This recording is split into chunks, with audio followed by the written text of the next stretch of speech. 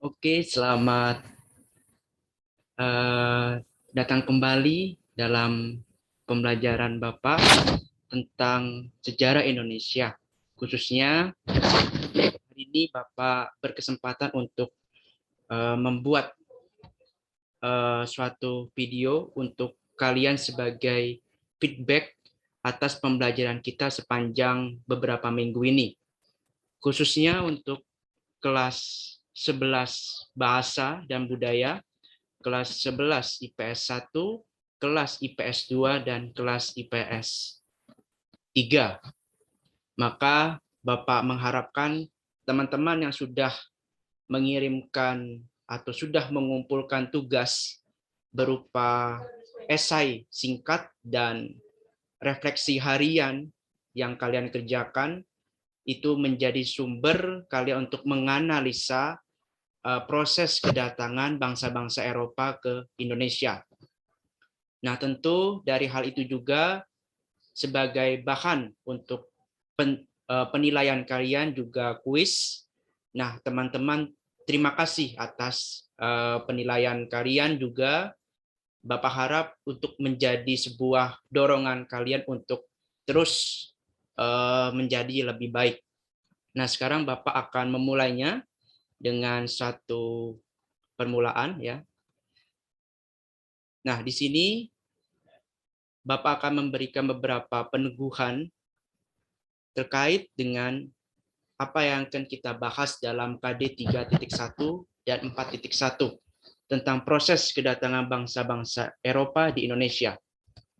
Nah, pada kesempatan sekarang ini, Bapak akan merangkumnya dalam beberapa subtema bagian, yaitu mereview hasil pembelajaran kalian selama beberapa minggu ini.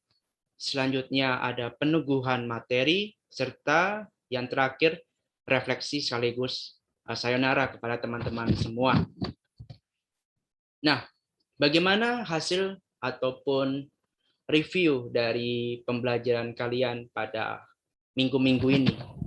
Nah, tentu Bapak sangat senang dan gembira bisa berdinamika bersama kalian, teman-teman, bahwa sepanjang pembelajaran ini kalian sudah aktif dalam diskusi kelompok ataupun diskusi perseorangan. Nah, diskusi kelompok itu ketika kita di dalam Google Meet ya, kita merembuk bersama mencari hal baru tentang bagaimana jalur rempah dan sebagainya. Itu kalian sudah menunjukkan keaktifan kalian.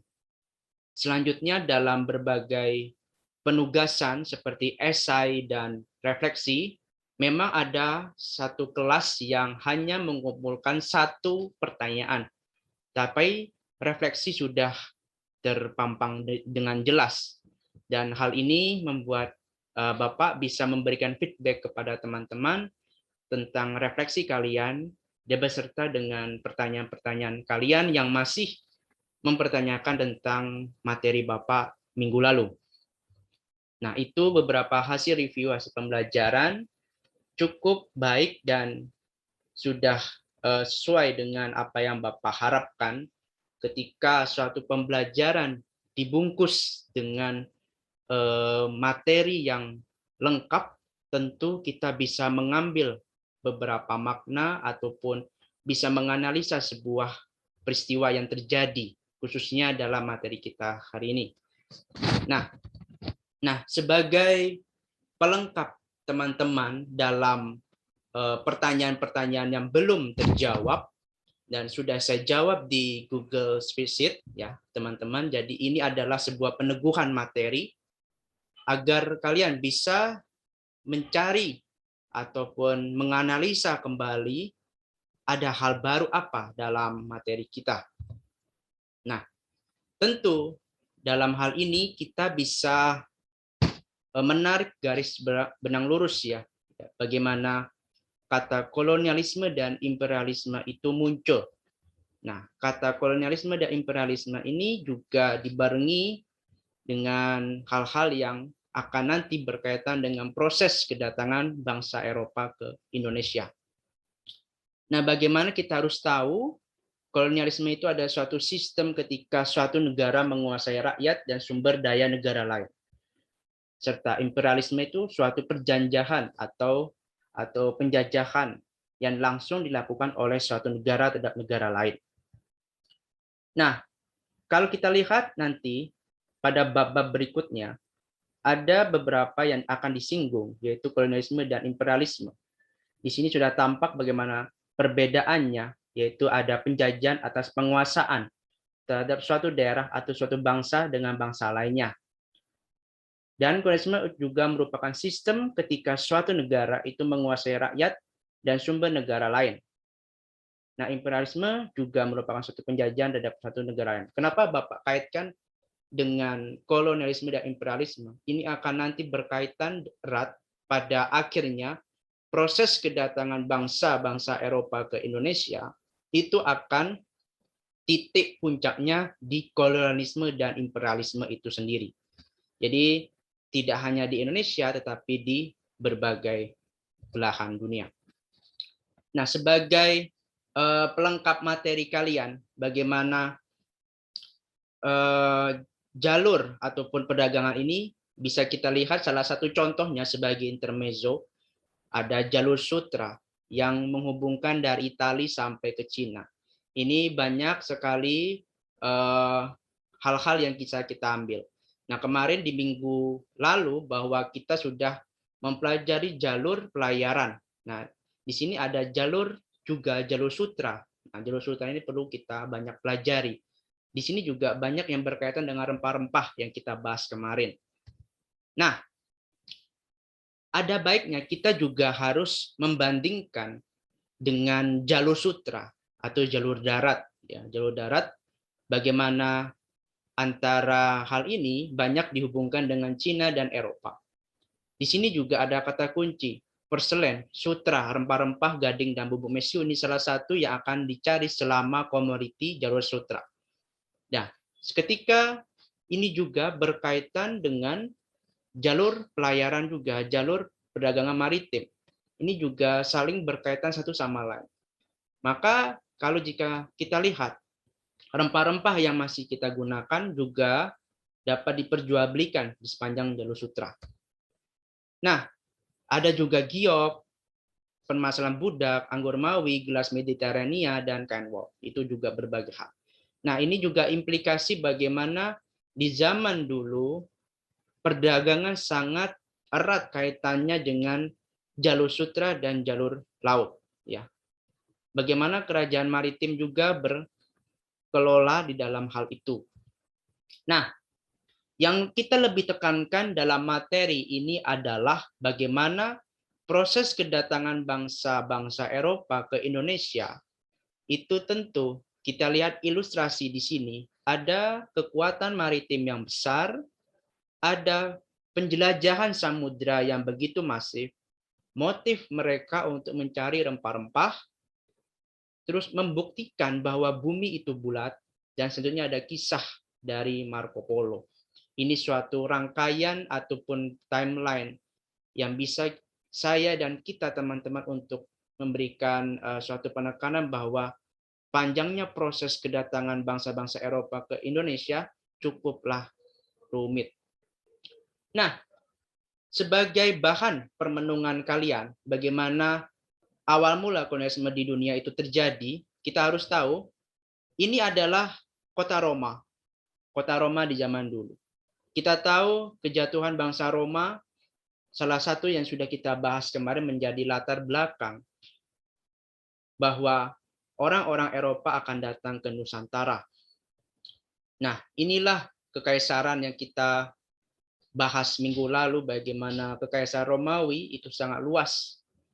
Nah, di sini juga tampak lebih jelas bahwa keberadaan Konstantinopel yang sekarang ini Istanbul begitu besar kaitannya atau erat bagaimana pusat perdagangan dunia saat itu sudah banyak menjalar kemana-mana.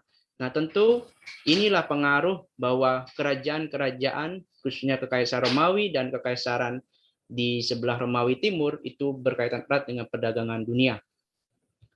Nah, selanjutnya ada latar belakang yang sudah kita bahas kemarin, perang salib. Bagaimana perang salib itu juga mempunyai indikasi bahwa inilah yang bisa membuat kita putus perdagangan, jalur perdagangan kita putus antara Eropa dan Asia. Nah, kalau kita bisa lihat, masuknya bangsa Eropa ke Indonesia juga yang sudah kita bahas, runtuhnya Konstantinopel. Tentu tidak hanya jalur perdagangan dari segi kelautan atau maritim, juga barang-barang tadi, jalur sutra juga mengalami kelangkaan. Ini berdampak sangat luas ya teman-teman. Nah, bagaimana Konstantinopel juga berpengaruh pada perjalanan politik pedagang Eropa. Nah, pedagang Eropa juga mengalami kesulitan dalam berdagang dan beroperasi. Nah, bagaimana dalam hal eksplorasi dan penjelajahan samudra Sudnya?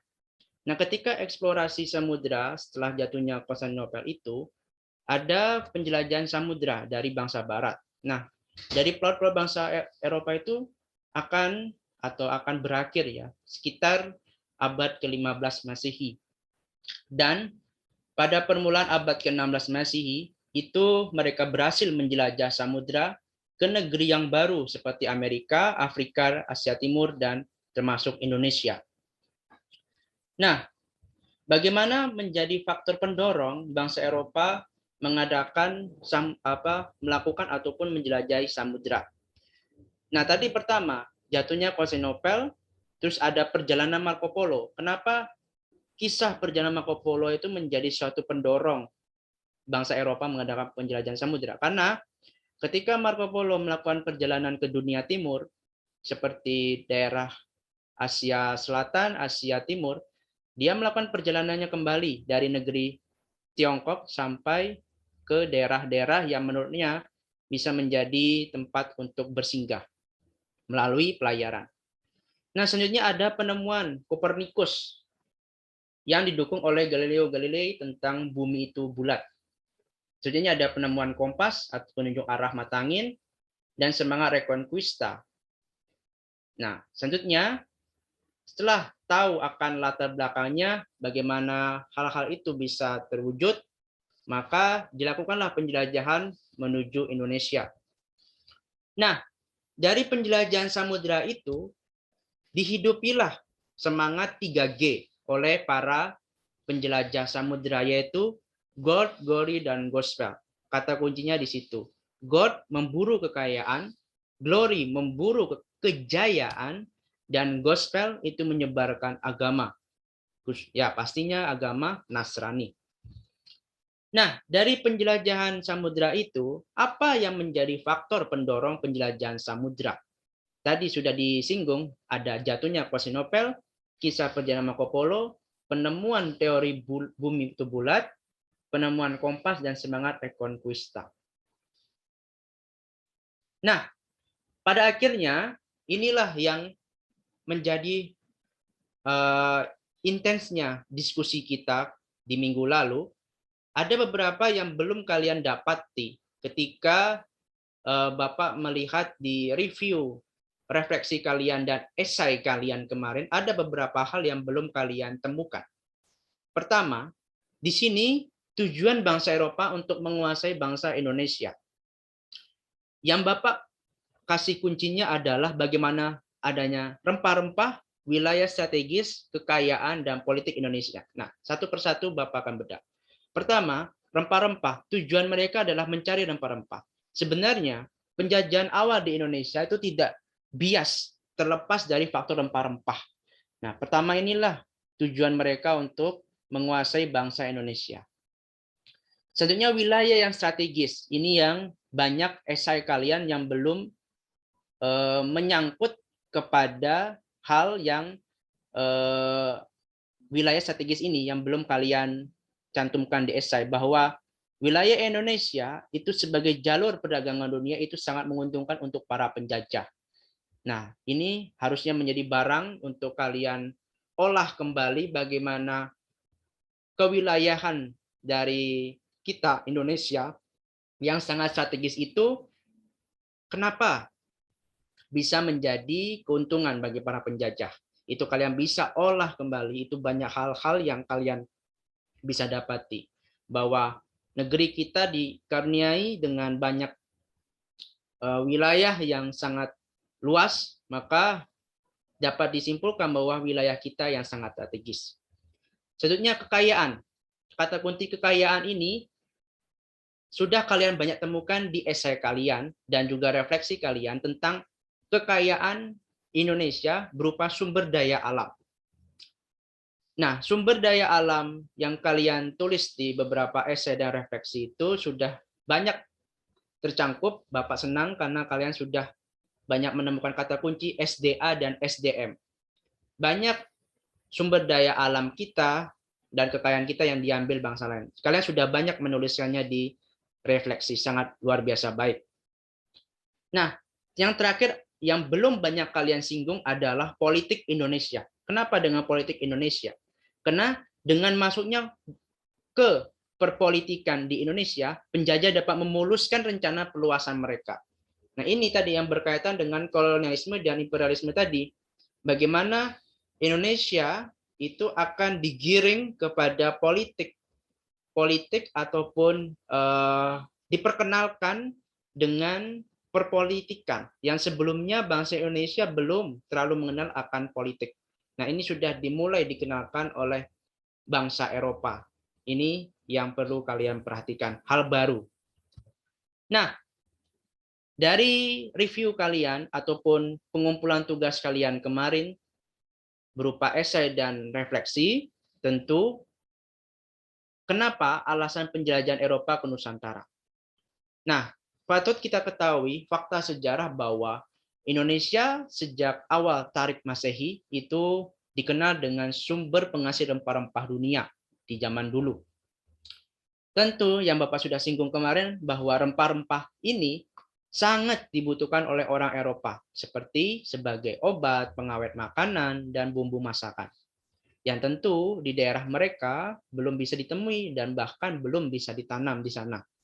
Nah, akhirnya orang-orang Eropa yang biasa membeli rempah-rempah dari pedagang Asia Barat itu bagian Timur Tengah, Lebanon, Libya, Pakistan, dan sebagainya di wilayah Asia Barat, maka membelinya dari pedagang perantara selama ini. Maka harga-harga rempah-rempah tersebut menjadi mahal. Ketika mereka membeli barang-barang rempah-rempah khususnya dari pedagang Asia Barat kan sebagai perantara. Kalau kita beli makanan dari orang yang ketiga, pasti lebih mahal dari orang kedua dan orang pertama. Nah, tentu ini menjadi alasan bangsa Eropa datang ke Indonesia langsung membeli dan bahkan meraup sebanyak-banyaknya. Nah, selanjutnya, Bapak akan merumuskan bagaimana alasan rempah-rempah di balik kolonialisme bangsa Barat. Alasannya apa di balik rempah-rempah itu?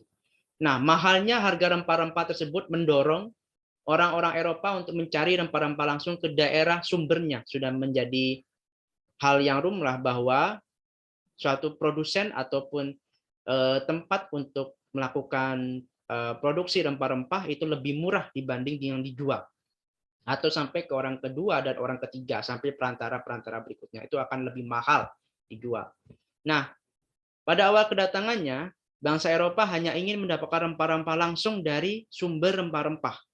Nah, namun tujuan tersebut berubah, ya, tujuan itu berubah. Sudah kilaf bangsa Barat menjadi ingin menguasai Indonesia karena awalnya ingin menguasai rempah-rempah, tapi pada akhirnya ingin menguasai daerah Indonesia, menjajah, melakukan kolonialisasi di berbagai daerah. Nah, akhirnya tujuan itu berubah. Padahal semula ingin berdagang, akhirnya ingin menguasai negara kita atau bangsa kita. Nah, pada akhirnya tujuan bangsa Barat itu berubah. Yang ingin menguasai Indonesia, tadi saya katakan bahwa agar dapat menguasai perdagangan rempah-rempah langsung dari sumbernya, cara tersebut dilakukan dengan menerapkan monopoli perdagangan. Ini yang banyak kerugian untuk bangsa kita, kerugian untuk masyarakat kita, warga-warga kita yang menjadi korban dari monopoli perdagangan. Dalam menguasai wilayah strategis untuk perdagangan dan basis militer juga, mengeruk sebanyak mungkin kekayaan sumber daya alam suatu wilayah, dan ikut campur tangan dalam urusan politik suatu wilayah. Nah, inilah kata kunci yang belum kalian temukan pada esai dan review refleksi kalian. Bagaimana bangsa Barat juga banyak ikut campur dalam urusan politik suatu wilayah. Nah, misalnya ada suatu kerajaan, contohnya kerajaan Ternate dan Tidore di wilayah Maluku, yang mereka menguasai atau menguasai wilayah itu. Tapi mereka bangsa Barat ingin juga kong kali kong dengan kerajaan-kerajaan di daerah. Ini menjadi perubahan politik di suatu wilayah, perubahan politik di suatu kerajaan. Dan maka bangsa Barat ini juga mempunyai niat jahat untuk menguasai wilayah Indonesia. Nah, sampai di situ sebagai penambah materi ataupun pelengkap dan juga kesimpulan dari materi Bapak sepanjang seminggu ini. Nah, Bapak harap kalian bisa melakukan ataupun banyak menemukan hal baru dan bisa menganalisa kembali dan menjadi bahan dasar kalian untuk kalian pelajari ketika pembelajaran misalnya VOC, pembelajaran kerajaan-kerajaan di Nusantara, itu banyak sekali nanti di bab-bab berikutnya yang di kelas 11 ya, baik 11 IPS 1, 2, 3 dan kelas bahasa, banyak sekali hal-hal yang menjadi dasar ya. Jangan sampai kalian lupa akan dasar tadi ya, dasar yang Bapak sampaikan itu ya. Nah, selanjutnya pada bagian terakhir Bapak akan mengajak teman-teman semua untuk berefleksi memaknai sebuah pembelajaran kita. Nah, setelah ini kalian bisa berefleksi ria bersama Bapak. Nah, kita dengarkan lagu ini.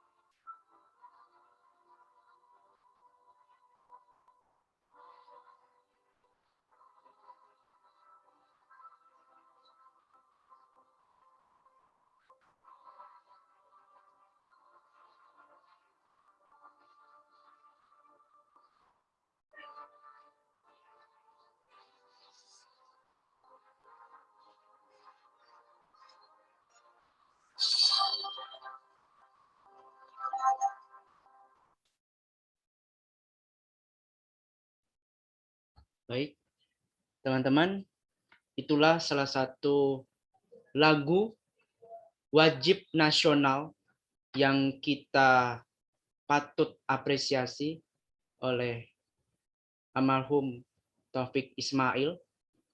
bagaimana Ismail Marzuki sudah banyak melakukan hal, salah satunya untuk merumuskan lagu Rayuan Pulau Kelapa ini. Nah, bagaimana Bapak mengambil refleksi ini sebagai bahan permenungan teman-teman? Salah satu lagu yang menunjukkan bahwa kekayaan bangsa kita, betapa banyaknya pulau-pulau kita yang digambarkan tadi, Pulau Kelapa, Pulau Melati, itu bagaimana kita, bangsa kita mempunyai banyak keanekaragaman hayati, keanekaragaman budaya yang patut kita banggakan. Banyak yang kalian temukan ketika refleksi, ya di bagian refleksi dan esai, yang menunjukkan bahwa kita bangga menjadi bangsa Indonesia. Ini menjadi salah satu bahan permenungan kita sampai akhir hayat kita di menjadi bangsa Indonesia. Dimanapun kita berada, mau di luar negeri, mau dimanapun bertempat tinggal, kita akan menjadi bangsa Indonesia. Kita bertanah air, kita lahir di Indonesia. Itulah yang kita harus gaungkan. Ya, di masa-masa sekarang, di masa-masa sulit ya teman-teman, kita wajib mengembangkan semangat kita, semangat nasionalisme kita, agar tadi banyak teman-teman menemukan kekayaan kita yang diambil bangsa lain, ataupun informasi yang berkaitan dengan kekayaan bangsa kita yang diambil bangsa lain, produksi-produksi lokal kita yang kurang mendunia, dan banyaknya masih kita impor dengan bangsa lain, itu menjadi suatu refleksi kita. Bagaimana kita banyak PR besar yang harus kita selesaikan bersama sebagai suatu bangsa yang besar, ya. Tentunya kita, saya, dan teman-teman mempunyai tugas yang sama, tugas yang tentu bukanlah sebenarnya berat, karena kita bisa menjadi gotong royong, ya. Kita bisa bergotong royong bersama-sama untuk memaksimalkan bahwa kita bisa menjadi bangsa yang maju, ya. Kita berkaca dari apa yang kita nyatakan dalam sejarah, bahwa fakta-fakta sejarah yang kita pelajari sebelumnya, ini materi kita tentang proses kedatangan bangsa Eropa ke Indonesia, itu menjadi fakta sejarah bahwa bangsa kita, seperti di lagu tadi, sejak dahulu kala sudah kaya, sejak dahulu kala kita menjadi suatu bangsa yang dirahmati Tuhan dengan kekayaan yang luar biasa, besar dan luar biasa. Kita harus meimbanginya dengan sumber daya manusia yang kita miliki. Nah, banyak dari teman-teman yang mengisi lembar refleksi itu menemukan ada keseimbangan antara SDM dan SDA. Nah, tentu ini menjadi PR besar bahwa pengembangan kualitas sumber daya manusia, ya, harus juga dibarengi dengan hal-hal yang bisa membuat kita dari komoditi rempah-rempah tadi ataupun perdagangan dan hal-hal yang lainnya tercermin dalam lagu Rayuan Pulau Kelapa tadi. Semoga kita bisa bersama-sama untuk merefleksinya, dan Bapak harap bisa menjadi suatu permenungan bagi kalian sampai kalian bisa berkontribusi besar bagi bangsa. Nah, sampai di sini perjumpaan kita, ya, perjumpaan kita dalam pembelajaran sepanjang minggu-minggu ini. Bapak sangat berterima kasih kepada teman-teman, khususnya kelas 11 Bahasa dan Budaya, kelas 11 IPS 1, kelas 11 IPS 2, kelas 11 IPS 3. Terima kasih atas kerjasama dan dinamika teman-teman sepanjang minggu-minggu ini, yang mungkin teman-teman merasa mungkin kurang dalam mengajar ataupun pembelajarannya tidak cocok dengan teman-teman, Itu karena Bapak juga baru magang ya, baru magang, dan Bapak juga banyak belajar dari teman-teman, dan tidak Bapak malah merasa senang ketika bertemu dengan teman-teman, berdinamika bersama, apalagi di SMA Kolose de Brito. Nah, karena Bapak di tahun lalu juga magang di SMA Kolose de Brito, tetapi tidak mengajar secara langsung. Tapi dengan perjumpaan ini, Bapak harap bisa menjadi suatu barang yang tidak akan terputus komunikasi kita. Ya, Bapak harap apa yang kalian bantu, yang Bapak akan bantu ya, kesulitan apapun yang kalian rasakan ketika pembelajaran, Bapak akan bantu, selalu akan bantu. Ketika chat, ataupun WA, ataupun tugas-tugas yang dirasa belum mengerti, Bapak akan selalu menjawabnya. Nah, karena keadaan seperti ini, keadaan daring, ini membuat kita berpacu dengan waktu, berpacu dengan media yang kita gunakan. Bapak sangat bangga dan bisa merasakan ketika kita memang merasa bosan, merasa jenuh dengan pembelajaran, maka saya membuatnya dengan enjoy, dengan santainya, bukan santai tetapi tetap menjunjung tinggi tugas, menjunjung tinggi kedisiplinan teman-teman, disiplin dalam mengumpulkan waktu, mengumpulkan tugas-tugas kalian tepat waktu, itu menjadi suatu sumber kalian untuk modal ke depan kalian untuk dunia kerja dan sebagainya. Karena kita tanpa menjadi orang yang disiplin, tanpa menjadi orang yang tepat waktu dan sebagainya, kita akan bisa apapun tidak bisa menjadi sumber daya manusia yang baik, ya, berkualitas dengan baik, ya, teman-teman. Itu yang Bapak harapkan, komunikasi kita jangan sampai terputus ya, tetap terjaga, karena Bapak harapkan kalian bisa menjadi agen perubahan untuk di masa yang akan datang ya, teman-teman.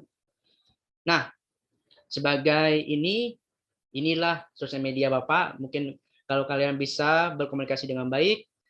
Nah, ini beberapa kalian bisa berkomunikasi ataupun berdinamika bersama ya, maksudnya berkenalan, komunikasi bersama untuk ya sekedar fun atau dan sebagainya di luar pembelajaran. Kalian bisa banyak mengikuti Bapak ataupun hal-hal lainnya.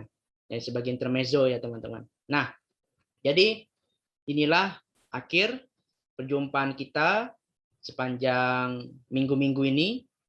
Terima kasih atas dinamika teman-teman, atas kerjasama teman-teman dalam masa saya magang di SMA Kolose de Brito ber-PLPKP, dan bahan-bahan ataupun penugasan kalian itu tidak serta-merta untuk kebutuhan saya administrasi, tapi kebutuhan sekolah kalian juga, karena nilai juga akan saya kirim ke sekolah. Jadi tentu ini menjadi bahan kalian untuk permenungan kalian, dan tetap jaga kesehatan karena kesehatan itu penting, kesehatan itu juga emas ya. Tetap semangat ya, tetap semangat, dan sampai jumpa di kesempatan lainnya. Tuhan memberkati. Shalom. Assalamualaikum warahmatullahi wabarakatuh. Terima kasih.